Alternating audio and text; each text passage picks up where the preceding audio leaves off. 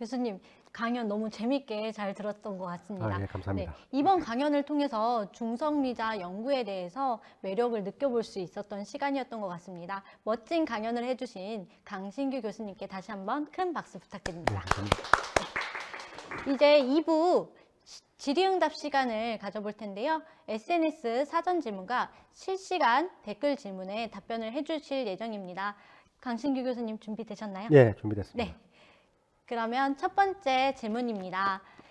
일본 연구진들과 구체적으로 어떤 연구를 하고 계셨는지 그 부분에 대해서 질문을 해주셨는데요. 네, 강연 자료에도 있었지만 한번 다시 말씀 부탁드리겠습니다. 제가 강연 그 후반부에 일본 그룹과 공동 연구를 하고 있다는 것을 간략하게 언급을 해드렸습니다.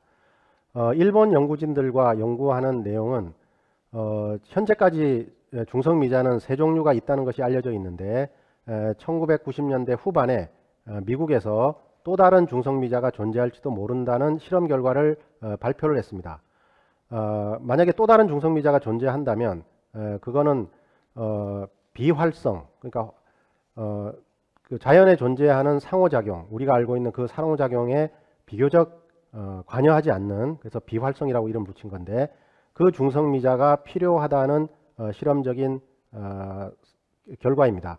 그래서 정말 비활성 중성미자가 존재하는지, 그리고 미국에서 발견했다고 하는 그 실험 결과가 정말 타당한지를 확인해 보는 그런 실험을 일본 연구진들과 공동으로 추진하고 있습니다. 네, 감사합니다. 네, 일본 연구진들과 이런 연구들 결과가 많이 있었는데요.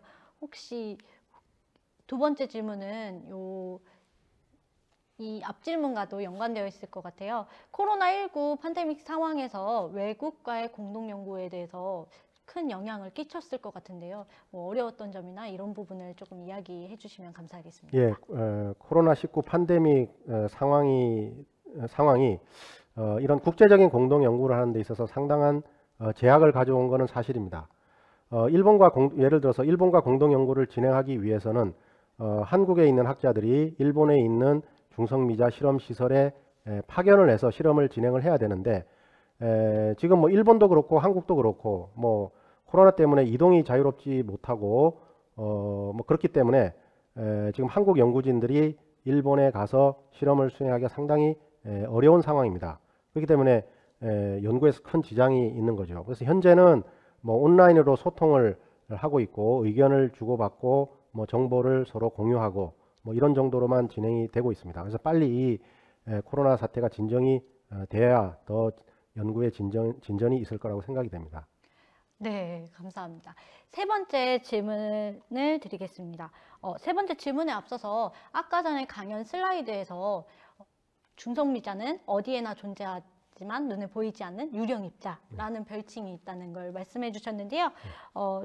중성미자에 대한 발견이, 이렇게 보이지 않았던 중성미자의 발견이 인류의 삶에 어떠한 변화를, 영향을 끼쳤는지 한번 이야기해 주시면 감사하겠습니다. 예, 뭐 아주 어려운 질문이고 심오한 질문인 것 같은데, 우선 답은 뭐 간단히 말씀드리면 현재까지는 인류 삶에 뭐 큰 변화를 준 건 없는 것 같다, 직접적으로. 근데 이제 간접적으로 영향을 줬을 거라고 생각이 되는 부분이, 우선 그 영향이라는 게 꼭 눈에 보이는 영향만 있는 건 아니라고 생각이 됩니다. 그러니까 우리의 눈에 보이지 않는 영향, 즉 우리의 지식의 경계를 일단 뭐 무너뜨렸다. 그러니까 아까 말씀드린 대로 중성미자 진동 현상이 발견됨으로써 우리는 새로운 물리 이론을 이제 필요로 한다. 그러면 우리의 지적인 수준이 더 이제 한 단계 업그레이드 된 거라고 볼 수가 있는 거죠.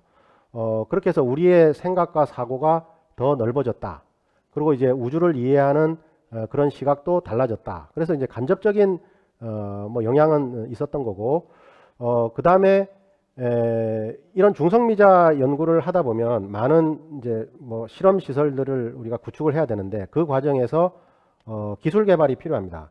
그래서 그런 기술 개발은 산업에도 일부분 영향을 줘서 뭐 일본이라든지 중국이라든지, 그 다음에 이제 우리나라도 만약에 거대한 중성미자 시설을 검출을 하게 되면 기업과 공동 연구를 통해서 이런 이제 중성미자 검출 시설에 필요한 시설들을 개발해야 됩니다. 그렇게 되면 이제 산업에는 일정 부분 영향을 뭐 미칠 수가 있는데 그 규모는 뭐 그다지 크다고 보긴 어렵습니다.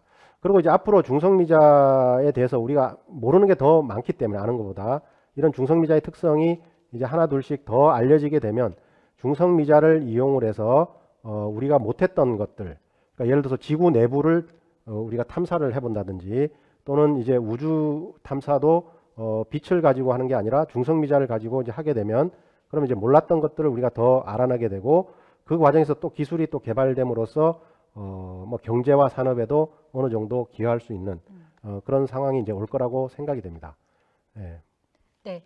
인류의 삶에 대해서 한번 물어보셨지만 이건 개인적으로 우리나라의 영향을 어떻게 끼칠지 이 부분을 한번 여쭤보고 싶었는데요. 예. 아까 전에 김수봉 박사님께서 한 달 차이로 이렇게 먼저 중국이 먼저 발표를 했다고 하는데 이 부분에서 저희 중성미자 쪽에서 노벨상이나 이런 거는 가능성이 있을까요?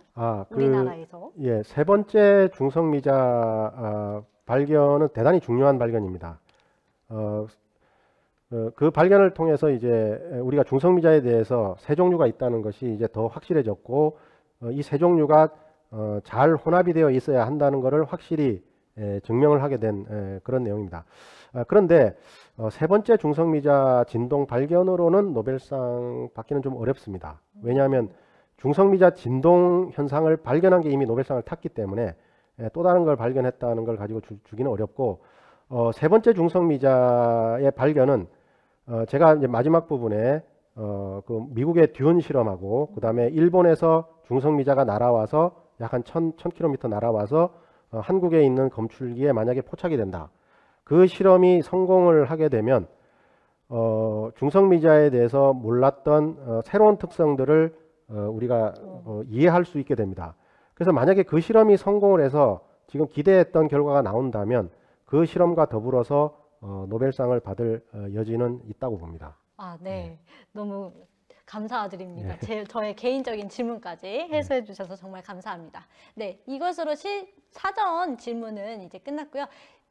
채팅창에서 수집된 실시간 질문에 대해서 한번 시작해 보겠습니다. 네, 첫 번째 질문입니다. 두근두근 상자TV님께서 해주셨는데요. 어디에나 있는 중성미자가 발견되기 어려운 이유는 무엇인가요? 자, 우리가 어떤 뭔가를 발견한다는 것은 우리의 오감으로 일단 느낄 수 있으면 이제 발견을 하게 됩니다. 눈으로 볼 수 있거나 또는 만질 수 있거나 냄새를 맡을 수 있거나 뭐 그럴 수 있으면 되는데 중성미자는 우선 크기가 너무너무 작습니다. 뭐 질량이 뭐 거의 없다시피 해도 될 정도로 어마어마하게 작은데 얼마나 하면 우리가 그 소립자 중에서 아마 여러분들이 가장 작은 입자가 뭐냐라고 제가 질문을 드리면 아마도 전자다라고 답하는 분들이 많을 겁니다. 정자가 굉장히 작은 알갱이고 굉장히 가벼운 알갱이인데 전자의 질량이 대략 9 곱하기 10의 마이너스 31승 킬로그램입니다. 10의 마이너스 31승이라는 거는 뭐 그냥 계산기에 뭐 쳐보면 그냥 0이에요. 0. 그러니까 거의 질량이 뭐 없다고 말해도 틀린 건 아닌데 그 전자보다도 100만 배 이상 가벼운 걸로 추정을 하고 있습니다. 그러니까 너무너무 미미하죠. 그러니까 그런 중성미자를 우리가 만질 수 있다. 이거는 이제 뭐 만져지지도 않는 거죠. 그 다음에 뭐 당연히 뭐 눈에 보이지도 않고 뭐 냄새도 없고 뭐 색깔도 없고 그런데 중성미자는 또 이렇게 그 에너지를 가지고 있게 되면 질량이 너무 가벼워서 빛처럼 막 날아다녀요. 자, 그런데 이렇게 날아다닌 알갱이라 하더라도 만약에 그 알갱이가 전기적으로 뭐 양전하 플러스 극을 갖는다 마이너스 극을 갖는다 그러면 우리가 어느 정도 뭐 자석을 이용하거나 뭐 이런 걸 통해서 그 흔적을 볼 수가 있는데 공교롭게도 중성미자는 정기적으로 중성이에요. 그러니까 그 흔적을 포착하기가 굉장히 어렵습니다. 그리고 아무리 작은 소립자라 하더라도 다른 소립자와 만났을 때 상호작용을 크게 할 수 있다면 그걸 뭐 발견하기가 쉬울 수도 있는데 중성미자는 너무너무 약한 상호작용에 관여하고 있습니다. 그래서 다른 소립자를 만나더라도 잘 반응이 안 일어나요. 그러니까 뭐 우리 몸을 뚫고도 쉽게 지나갈 수도 있고 뭐 그런 거죠. 쉽게 뚫고 지나가지 못한다는 거는 그게 이제 뭐 무겁거나 또는 뭐 크기가 커서 뭐 원자들과 그 어떤 빈틈을 지나갈 수 없거나 또는 다른 것과 상호작용을 하거나 이제 이런 건데 그런 거에서부터 중성미자는 자유롭다 이렇게 말씀을 드릴 수가 있어요. 그래서 발견하기가 어렵다고 답을 드릴 수가 있겠습니다. 네, 오늘 이 첫 번째 질문으로 중성미자에 대해서 아주 잘 들어본 것 같은데요. 이제 두 번째 질문 드리겠습니다. 똑똑 과학상자님께서 질문해 주셨는데요. 우리나라의 중성미자 연구원은 얼마나 있나요? 연구진 규모가 궁금합니다. 예, 아주 그 실질적이고 좋은 질문인 것 같은데 네. 우선 간단히 답을 드리면 우리나라 중성미자 연구원 수는 그렇게 많지 않습니다. 중성미자는 학문 분야로 봤을 때 물리학 분야 중에서도 소립자 물리학 분야에도 속해 있고 그 다음에 핵물리학에도 속해 있고 그 다음에 천체 물리학에도 속해 있습니다. 그러니까 천체 물리학에서도 중성미자를 연구하시는 분들이 있고 핵물리 분야에서도 중성미자를 연구하시는 분들이 있고 소립자 물리학에서도 연구하시는 분들이 있습니다. 제가 뭐 일일이 다 세어보지는 않았지만 대략 그 뭐 천체 물리, 핵물리, 뭐 소립자 물리 해서 그 규모가 최대 한 50명, 50분 정도 되는 거로 또는 그보다 좀 작거나 뭐 이럴 겁니다. 그러니까 그 규모가 크지 않다. 왜냐하면 그 중성미자에 관련해서 2년마다 한 번씩 국제적으로 큰 행사인 국제학술대회가 있습니다. 중성미자, 뭐 제목이 중성미자인데 그 중성미자 학술대회에 참석하는 전 세계 학자들의 수가 현재 한 5천 명쯤 됩니다. 그러니까 5천 명에 우리나라 이제 50명이니까 그다지 큰 규모는 아니라고 볼 수가 있고 일본하고 비교했을 때도 일본의 경우에는 뭐 그것도 제가 이제 뭐 헤아려 본 건 아닌데 적어도 단위가 중성미자를 연구하는 숫자의 단위가 수백 명. 그러니까 우리의 10배 이상, 10배에서 한 뭐 20배 가까이 될 수도 있다고 이제 생각되는 그런 숫자의 연구진들이 연구를 하고 있습니다. 그래서 중성미자 연구가 우리나라에서는 그렇게 학자들이 많이 하고 있는 분야는 아니고 또 한 가지만 더 첨언을 드리자면 중성미자도 이론적으로 연구하시는 분들이 있고 실험적으로 연구하시는 분들이 있습니다. 저는 주로 이제 이론적으로 연구를 하고 있는데 이론적으로 중성미자를 연구하시는 분은 또 우리나라에서 뭐 5손가락에 꼽힐 정도로 뭐 10손가락 조금 더 넓혀서 한 10손가락 안에 꼽힐 정도로 숫자가 많지는 않습니다. 대부분 이제 실험을 하시는 분들이 중성미자 연구에 많이 이제 참여를 하고 있는 그런 실정입니다. 네. 분야가 세 분야로 이렇게 나눠져 가지고 네. 되게 좀 많은 인원을 보유하고 있었을 줄 알았는데 50명가량 된다고. 생각보다 많지는 않다고 네. 봅니다. 네, 감사합니다. 네, 세 번째 질문입니다. 두근두근 성자TV님께서 또 질문해 주셨는데요. 세 가지 중성미자가 진동을 해서 변환된다고 하셨는데요. 결국엔 하나였다는 뜻인가요? 이거 아주 재미나고 좋은 질문인 것 같은데 그렇지가 않고요. 세 가지가 있는 거예요. 세 가지가 있는데 그 세 가지 이름이 제가 아까 말씀드린 대로 전자 중성미자, 뮤온 중성미자, 그 다음에 타우 중성미자 이렇게 이름이 붙어 있습니다. 전자 중성미자로 이제 그 태어날 수 있는 좋은 조건이 바로 원자로인데 원자로에서 그 우라늄이나 이런 이제 그 방사능 물질이 이제 타죠. 타면 이제 거기서 중성미자가 나오는데 그 중성미자가 전자 중성미자입니다. 그리고 태양에서 날아오는 중성미자도 대부분 전자 중성미자입니다. 이 전자 중성미자로 태어난 중성미자가 이렇게 날아가면서 또 다른 중성미자인 뮤온 중성미자로 이렇게 탈바꿈합니다. 그러다가 또 날아가다가 보면 뭐 타우 중성미자로 뭐 변환이 되기도 하고 좀 더 날아가다 보면 다시 전자 중성미자로 되돌아오기도 하고 그 다음에 뮤온 중성미자도 마찬가지예요. 대기에서부터 만들어지는 중성미자 중에서 대표적인 게 뮤온 중성미자인데 이 뮤온 중성미자도 일단 뮤온으로 만들어졌다가 쭉 날아가면서 전자 중성미자로 쑥 탈바꿈하고 그 다음에 쑥 또 지나가다가 타우 중성미자로 탈바꿈하고 이렇게 모습을 막 바꾼다는 이제 그런 뜻입니다. 그러니까 결국 하나였다는 건 아니고 세 종류가 이렇게 합쳐져서 뭐 어떤 때는 전자로 보였다가 어떤 때는 뮤온으로 보였다가 어떤 때는 타우로 보였다가 이렇게 모습을 뭐 바꾼다 그렇게 이해를 하시는 게 맞는 거라고 생각이 됩니다. 하나는 아닙니다. 답은. 아, 네. 감사합니다. 네, 네 번째 질문입니다. 민트초코님께서 해주셨는데요.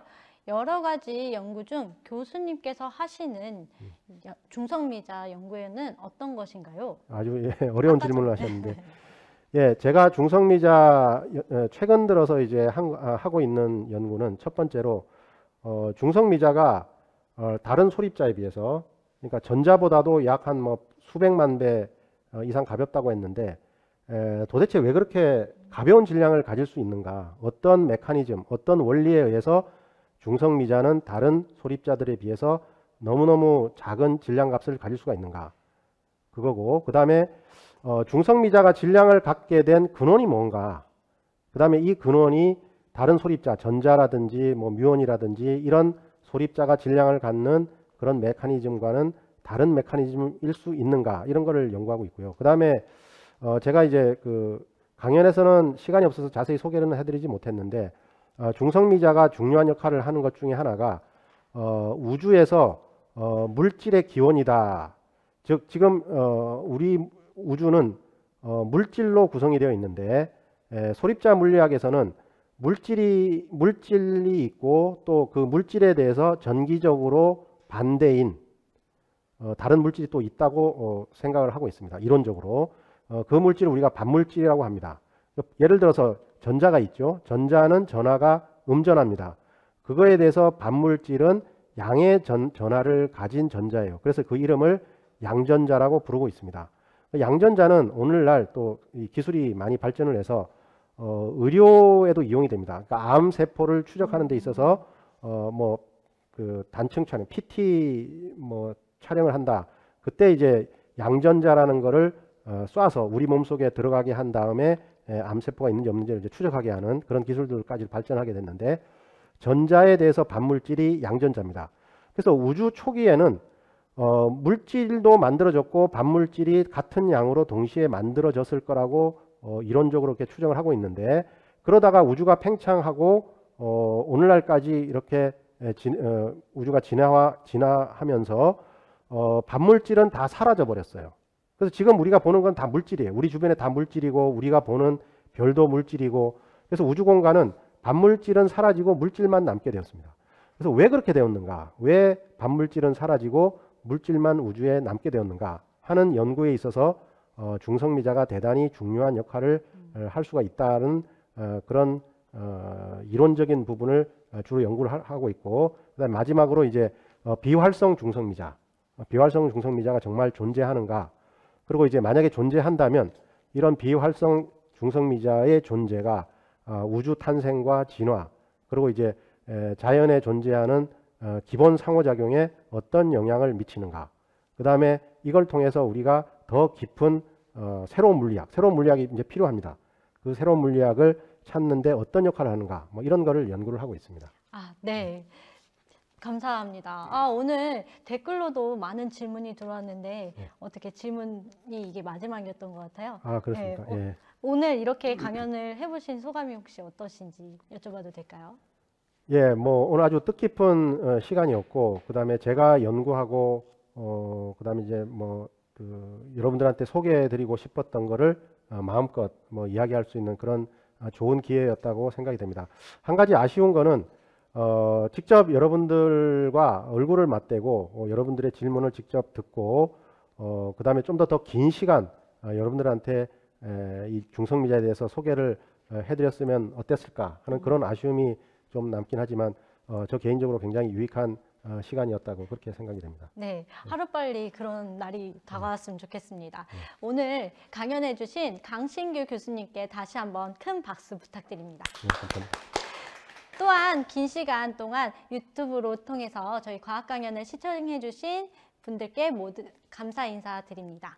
네, 마지막으로 토요과학 강연에 관련해서 만족 설문조사를 하고 있는데요. 네, 참여 링크를 채팅창에서 확인해 주시고 꼭 참여해 주시기 바랍니다. 그리고 서울시립과학관 구독과 좋아요도 부탁드리겠습니다.